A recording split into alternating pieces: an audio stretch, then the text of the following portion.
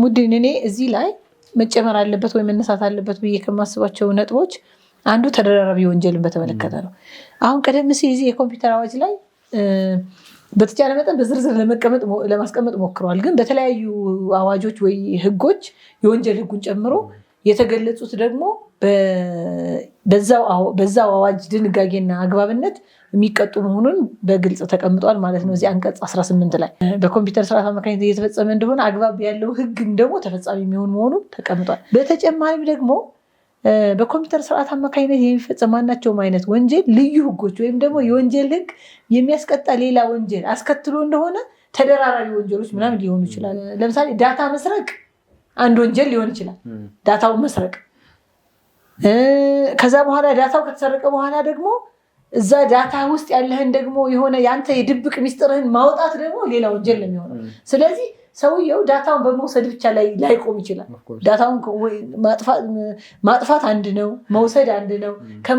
ከወሰደ በኋላ ደግሞ ያንን ዳታ ተጠቅሞ የሆነ ሌላ አክሰስ ማግኘት ደግሞ እንደዚህ እያሉ ሲሄዱ ወንጀሎች የተጣሱት አንቀጾች የተደራራቢ ሲሪየስነቱን እንደሚያስረዳው ይሄ ዝም ብለህ የሆነ ዳታ ከሞባይሉ ወይም ደግሞ ከሆነ ኮምፒውተሩ ስለወሰድክ ብቻ እሷ ብቻ መውሰዷ ብቻ በቂ አይደለም።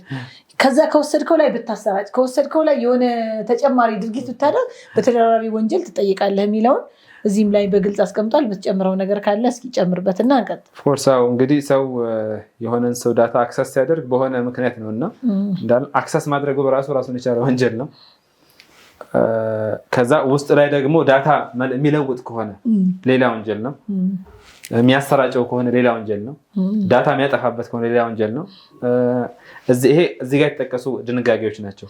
እዚህ ጋር ከተጠቀሱ ድንጋጌዎች ደግሞ ውጭ ለምሳሌ በወንጀል ህጉ ላይ የተቀመጠ ሌላ ድንጋጌ ካለ ወይ ደግሞ በሌሎች አዋጆች ደግሞ የተጠቀሱ ደግሞ ሌሎች ድንጋጌዎች ካሉ ይሄ ሁላ ድንጋጌ ተጠቃሎ ነው ወንጀል ክስ የሚከፈትበት ማለት ነው። ይሄ ሲከፈትበት የቅጣቱን መጠን በዛው ልክ ከፍ እያደረገው አግራቪት እያደረገው የሚመጣበት ሁኔታ ይኖራልና አንዳንዴ ሰው ወንጀል ሲያጠፋ አስከትሎ የሚያመጣቸው በርካታ ወንጀሎች ይኖራሉና በከፍተኛ ጥንቃቄ የሚያስፈልገው ነገር ስለመሆኑ ሊሰመርበት ይገባል የሚለውን ነው። ጥሩ። ሌላው ምናልባት አንቀጽ 20 ላይ ታው ከሆነ በህግ የሰውነት መብት ያላቸውን አካላትም ላይ ቅጣት የሚጥል መሆኑን በግልጽ ተቀምጧል። ለምሳሌ ይሄ የዳታ ስርቆቱ የተፈጸመው በድርጅት ሊሆን ይችላል። በግለሰብ ምናምን ብቻ ላይሆን ይችላል። ግለሰቡን ማለት ድርጅቶችም ደግሞ የሚጠይቁበት አግባብ ያለ መሆኑን ድርጅቶች እንዲፈርሱ ሊደረግ ይችላል። በወንጀል ኃላፊነት ይመጣባቸዋል፣ በገንዘብ ቅጣት ይቀጣሉ። ስለዚህ 20 ላይ በዝርዝር የሚቀጡበት አግባብ ሁላ ተቀምጧል ማለት ነው። እንግዲህ ይሄ በተለይ ከድርጅቶች ይቀጣሉ የሚለውን በተመለከተ እንግዲህ ያው ድርጅት እስራት ምናምን ልትቀጣው ማለት አርቲፊሻል ፐርሶናሊቲ ስለሆነ ያላቸው በእስራት ምናምን እንደ ሰው ልትቀጣቸው አትችልም። ነገር ግን እዚሁ አንቀጽ 20 1 2 3 4 ብሎ ከ5 ዓመት እንትኖቹን እንደየዓመቱ መጠን በገንዘብ መቀጮ ቀይሮታል። ከ50 ሺህ ብር እስከ 500 ሺህ ብር ከ3 ዓመት እስከ ምናምን የሚለውን ደግሞ ለእያንዳንዱ ብቻ እንደ ቅጣቱ ዝቅና ከፍ ማለት ወይም ደግሞ እንደደረሰው ጉዳት መጠን በገንዘብ ቀይሮ አስቀምጦታል ማለት ነው። ሌላ እንደው ከዚህ ጋር ኦልሞስት እያጠቃለልን እየጨረስን ስለሆነ አሁን እንደዚህ በኮምፒውተር ወንጀል ተፈጽሞብኛል ብሎ የሚያስብ ሰው የት ይሄድ፣ ከየት ይጀምር፣ ለማን ያመልክት፣ እንዴት ይሁን፣ ማን ይለት ጉዳዩን የሚለውን እኛ ምናልባት ኤሪያው ላይ ስለሆነ ብዙ ብርቅ ላይሆን ይችላል። ግን ለሌላው ማህበረሰብ እንዲህ አይነት ወንጀል ተፈጽሞበት ቢያገኝ የት ነው የሚሄደው? የት ይሄድ? ከዚህ ጋር በተገናኘ ይህንን ምርመራ የማድረግ የመከታተል እና የመከላከል ስልጣን የተሰጠው አንደኛ አቃቤ ሕግ ነው። እንዲሁም ደግሞ ፖሊስ ኮሚሽን አለ። ሁለቱ በጣምራ በጋራ በመሆን የሚከታተሉት ነው የሚሆነው። አቃቤ ሕግ ደግሞ የምርመራ ሂደቱን በመሪነት የሚከታተል ስለመሆኑ በበላይነት የሚከታተለው ስለመሆኑ ይህ አዋጅ በድንጋጌ ደረጃ አስቀምጦታል ማለት ነው። ከዛ ባለፈ የመረጃ መረብ ደህንነት ኤጀንሲ ወይም ኢንሳ በተለይ ይሄ ከቴክኖሎጂ ጋር በተገናኘ የሚፈጸም ወንጀል ድርጊት በመሆኑ አስፈላጊ የሆኑ ቴክኖሎጂ ግብአቶችን ለፖሊስ ኮሚሽን እንዲሁም ለአቃቢ ሕግ በማቅረብ የወንጀል ምርመራ ሂደቱን በተሳካ መንገድ ማጠናቀቅና ማጠናቀር እንዲቻል አስፈላጊ የሆነ ድጋፍ የሚያደርግበት እንዲሁም ደግሞ መረጃና መረብ ደህንነት ኤጀንሲ አማካኝነት ደግሞ በሚመራ ሌላ ግብረ ኃይል ደግሞ የሚቋቋም ስለመሆኑ ከፖሊስ ኮሚሽን ከአቃቢ ሕግን ጨምሮ ሌሎች የሚመለከታቸው አካልንም ጨምሮ አጠቃላይ ደግሞ እንደ ሀገር ደግሞ ግብረ ኃይል የሚቋቋም ስለመሆኑ የተቀመጠ አለ። የግብረ ኃይል በጎን መሰራት ያለባቸውን ስራዎች እየሰራ የሚቀጥል ይሆናል እና ከዚህ ጋር በተገናኙ የሚፈጸሙ ወንጀሎችን በመጀመሪያ ደረጃ ዳኝነት የማየት ስልጣን ያለው የፌደራል ከፍተኛ ፍርድ ቤት የሚሆን ስለመሆኑም ይሁ አዋጅ ደንግጓል ማለት ነው እና ስለዚህ ፖሊስ ኮሚሽን አለ፣ አቃቢ ሕግ አለ፣ እንዲሁም ደግሞ የመጀመሪያ ደረጃ ደግሞ ስልጣን ያለው የፌደራል ከፍተኛ ፍርድ ቤት ስለመሆኑ ተገልጿል ማለት ነው እና ምናልባት እንዲህ አይነት ነገሮች ሀፕን ሲያደርጉ ድርጅቶች እንዲሁም ደግሞ የመንግስት ተቋማትንም ጭምር ሪፖርት ማድረግ እንዳለባቸው ይደነግጋል። በተለይ ለመረጃና መረብ ደህንነት ኤጀንሲ ልክ ይሄ ነገር እንደተከሰተ ቀጥታ ሪፖርቱን ለኤጀንሲው ማቅረብ ያለባቸው ስለመሆኑ ያስቀምጣል ማለት ነው እና ስለዚህ ልክ እንዲህ አይነት ነገር ክስተት ሲፈጠር አስፈላጊውን መረጃ በማጠናቀር አሁን ባልናቸው አካላት በኩል ይህን ጉዳይ መከታተልና መጨረሻ ላይ እንግዲህ ህጋዊ ውጤቱን እውን ማድረግ ይቻላል ማለት ነው። እኔ እዚህ ላይ መጨመር የፈለግኩት ነጥብ አንቀጽ 28ን በተመለከተ ነው። ምናልባት አንቀጽ 28ን አስተውለው ከሆነ ስለማያዝና በእስር ስለማቆየት ብለው በዚህ አዋጅ የኮምፒውተር ወንጀል ለፈጸሙ ወይም የተፈጸሙ ስለመሆኑ በቂ ጥርጣሬ ሲኖር የወንጀል ስነስርዓት በተደነገገው መሰረት ፖሊስ ተጠርጣሪዎችን ይይዛል። በዚህ አንቀጽ ንዑስ አንቀጽ መሰረት የተያዘው ሰው ምርመራ ያልተጠናቀቀ እንደሆነ በወንጀል ስነስርዓት መሰረት ተጨማሪ ጊዜ ሊሰጥ የሚችለው 4 ወር ድረስ ነው ይላል። ይሄ ደግሞ አዋጅ ከማን ጋር ቀጥታ እንትን ይላል? የሽብር አዋጁ ለምሳሌ ጊዜ ቀጠሮ ሲጠየቁ 28 ቀን ድረስ እየተሰጠ 4 ወር ድረስ የመቆየት እንትን አላቸው እና ይሄ የሚያሳየው የወንጀሉን ሲሪየስነት ነው የሚያሳየው ማለት ነው። ለምሳሌ ሰውየው በተቻለ ፍጥነት አንድ ወንጀል ወይም አንድ የወንጀል ድርጊት ተፈጽሟል ሲባል ምርመራው ተጣርቶ አቃቢ ሕግ በአጭር ጊዜ ውስጥ የማቅረብ ኃላፊነት አለበት። ይሄ ግን የምርመራ ጊዜው ራሱ በጊዜ ቀጠሮ ራሱ 4 ወር ድረስ ሊቆይ የሚችል መሆኑን አንቀጽ 28 በግልጽ ያመለክታል ማለት ነው። ስለዚህ ቀላል ጊዜ ስላልሆነ ተገቢውን ጥንቃቄ እናድርግ የሚለውን ማስታወስ ፈልጌ ነው። ሌላው ምናልባት ከዚሁ ጋር በተገናኘ የምናነሳው በዚህ ወንጀል ሂደት ላይ እንግዲህ በዋናነት የምንጠቀማቸው የኮምፒውተር ጋር በተገናኘ ያሉ ማቴሪያሎችን የቴክኖሎጂ ማቴሪያሎችን ማለት ነው እና እነኚህም ማቴሪያሎች በፍርድ ቤት በሚሰጥ ትዕዛዝ መሰረት ሊታገድ እንደሚችል ሊወረስ እንደሚችል ኢቨን ተቋሙ ሊዘጋ እንደሚችል በአንቀጽ 43 ላይ ይህ አዋጅ በደንብ ያስቀምጠዋል እና ከዚህ ወንጀል ድርጊት ጋር በተገናኘ ግንኙነት ያለው ኮምፒውተር ይሁን ስልክ ይሁን ማንኛውም የቴክኖሎጂ ማቴሪያል በአጠቃላይ ወይ ሊታገድ ወይ ሊወረስ ወይ ደግሞ ሙሉ ለሙሉ ደግሞ በተቋም ደረጃም ደግሞ የተፈጸመ ከሆነ ተቋሙን እስከ ማዘጋት የሚደርስ ኢምፕሊኬሽን ያለው ስለመሆኑን ይህ አዋጅ በደንብ አድርጎ ያስቀምጣል ማለት ነው። ጥሩ።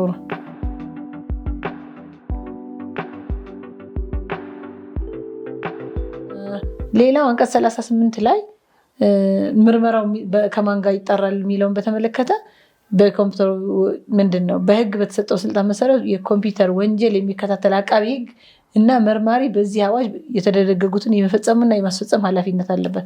አቃቢ ሕግና ፖሊስ በጋራ ሆኖ ምርመራው የሚጣራ መሆኑንም አዋጁ ደንግጓል ማለት ነው። ስለ ቀደም ሲል የኤጀንሲውን ኃላፊነት አንተ ገልጸሃል።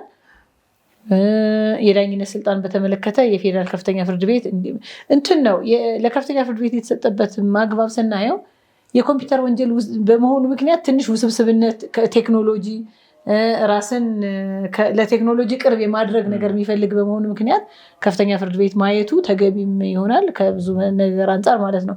ቅድምም ስናይ የጊዜ ቀጠሮ የምናምን ጉዳይም ኦልሞስት እንደ ሽብር አዋጅ 4 ወር ድረስ የሚፈቀድበት ያለ በመሆኑ የመብት ጥሰቶች እንዳይኖሩ በዛ አግባብ የሚታይ ነው ማለት ነው።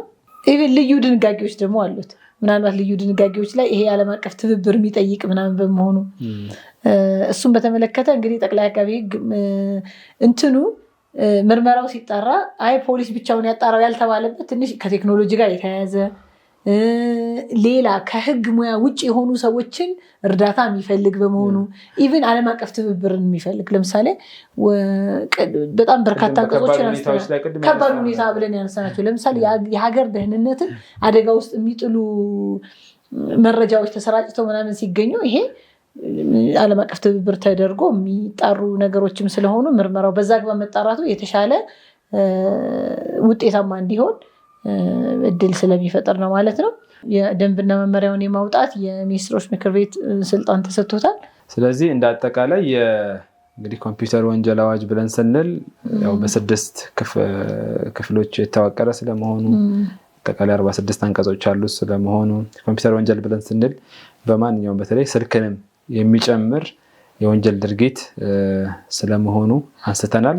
እንግዲህ ከዚህ ጋር በተገናኘ በጣም ርዕሰ ብዙ የሆኑ ጉዳዮችን ለማንሳት ሞክረናል። የስልክ ጠለፋ ጋር በተገናኘ ዳታን የማጥፋት ኢንተርፊር የማድረግ ኢሌጋል ኮንተንቶችን የመልቀቅ በሀገር ደረጃ ደግሞ ከባድ የሆነ አንድምታ ያላቸው ወንጀሎች የሚፈጸሙበት ተግባር ስለመሆኑ እጅግ በጣም ውስብስብ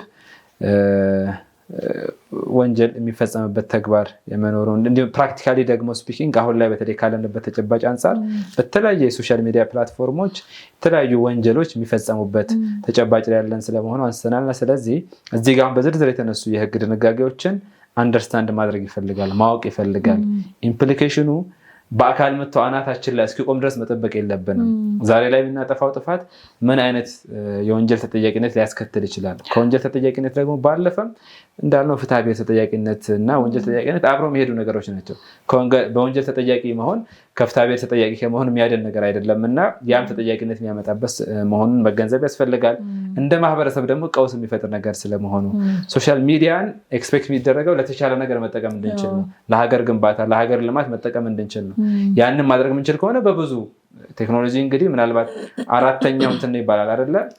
ሀገርን በማሳደግ ሂደት ውስጥ ትልቅ ሚና ያለው ምናልባትም አሁን ላይ እንደ ሀገር እየሄድን ካለበት ዲጂታላይዚንግ ኢትዮጵያ የሚል እንትን አለ አይደለ? ኢትዮጵያን ሙሉ ለሙሉ ዲጂታል ዓለሙ ጋር የማቀላቀል ስራ እየተሰራ ያለበት እና ትልቅ ሪሶርስ ነው ለሀገር ግንባታ ማለት ነው። ይህንን ትልቅ ሪሶርስ ለበጎ ለመልካም ነገር በመጠቀም የበለጠ ፖዚቲቭ የሆኑ ነገሮችን በመስራት ራሳችንን መጥቀም ሀገርን መጥቀም እንችላለን።